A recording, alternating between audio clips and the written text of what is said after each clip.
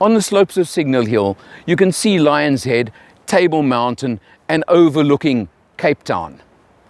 This is the setting and the scene for a pretty exclusive and dramatic looking Lexus NX 300 F Sport.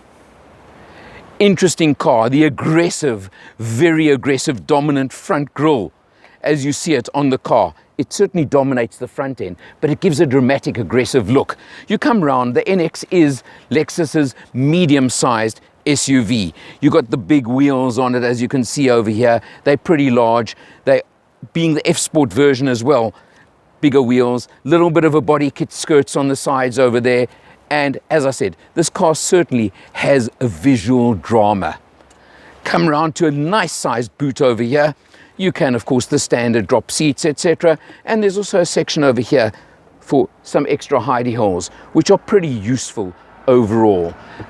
And of course, my favorite trick on medium-sized luxury SUVs, where you press a button and you drop down the rear tailgate, giving you, of course, that it's the NX 300, as I said.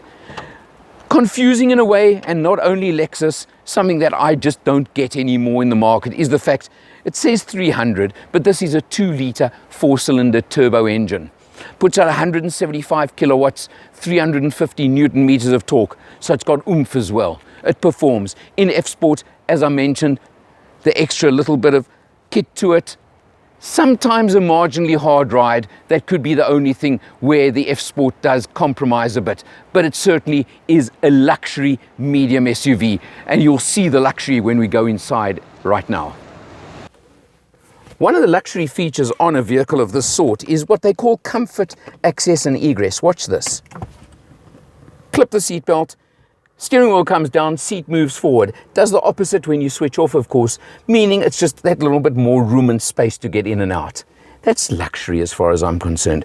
You look around me, you can see luxury vehicle, the plush, soft finish to the dash with, of course, the look-alike over here, where you can see it's certainly a top-class luxury vehicle. I keep stressing that word, but Lexus is in that category. Your center console over here, you have, when I start the engine, you'll see the very large touch screen over there, the large screen that starts up and gives you, look at the effect you get over there.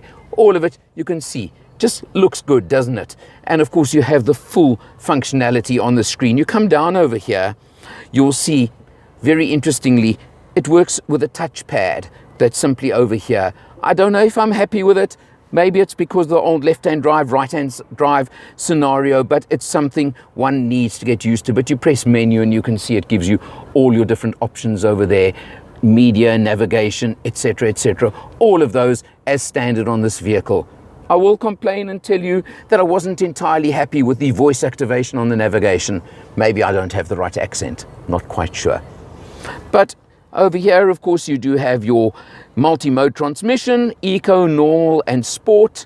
Be honest with you, that 175 kilowatts in my book was more than enough power to leave it in normal most of the time. And it certainly had enough power to overtake and just to enjoy the car without really even using the other modes.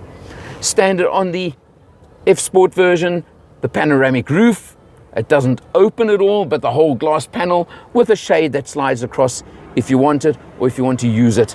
Again, a great feature I really do enjoy and I really do like. At 797,500 Rand for the F Sport version, you can say it's cheap, you can say it's expensive. I think it's pretty good value for a vehicle in this category, and I certainly think it competes with its major opposition, and it is a Lexus, which does tell you a lot of things. It is a family-sized SUV, as I said, what I would term a medium or slightly a premium medium SUV. And let's take a look in the back seat as well, because that's going to be, of course, a feature of this vehicle as well.